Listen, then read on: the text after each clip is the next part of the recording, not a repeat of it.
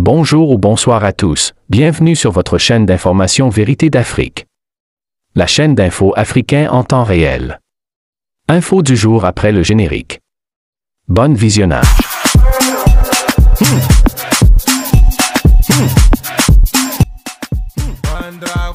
Congo-Kinshasa, les massacres se poursuivent dans l'est du pays. Au cours des 5 derniers jours, près de 100 personnes ont été tuées par les ADF, malgré la présence de l'armée ougandaise. La population est en colère.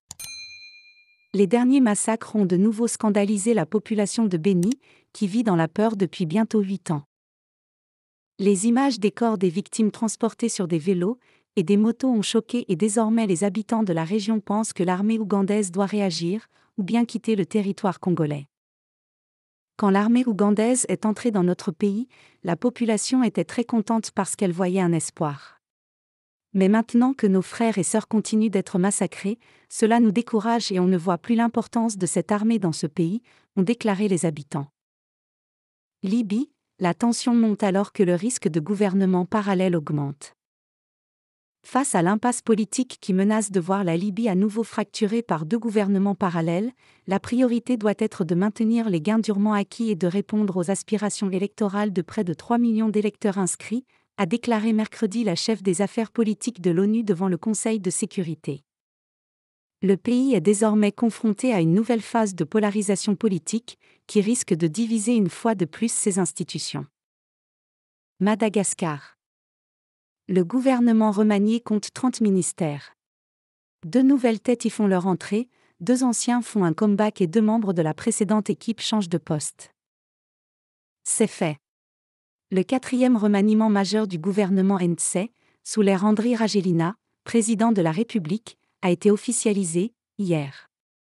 La nouvelle équipe gouvernementale compte 30 départements, dont 2 secrétariats d'État et un vice-ministère.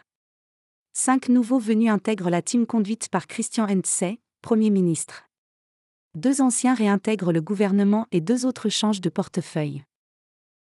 3 ministres sont sortis du jeu, à savoir Patrick Rajoelina, ancien ministre des Affaires étrangères, Baomiavots Vainalara Arimirina, ancienne ministre de l'Environnement et du Développement durable, et Ladislas Adrien Rakotondrazaka, ancien ministre de l'Eau, de l'Hygiène et de l'Assainissement. 2 vice-ministres sont, également, évincés. Il s'agit de Hortensia Antoinesi, vice-ministre chargée de la reforestation, et de Taina Juliana Ratovozon, vice-ministre chargée de la jeunesse.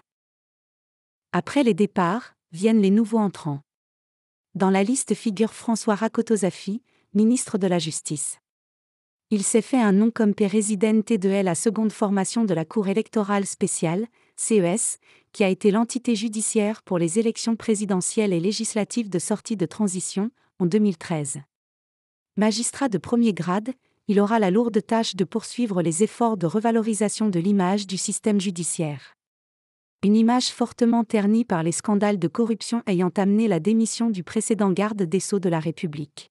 Merci beaucoup les amis, la vidéo s'achève ici. Si elle vous a plu, n'oubliez pas de vous abonner et activer la cloche de notification pour ne pas manquer nos prochaines vidéos.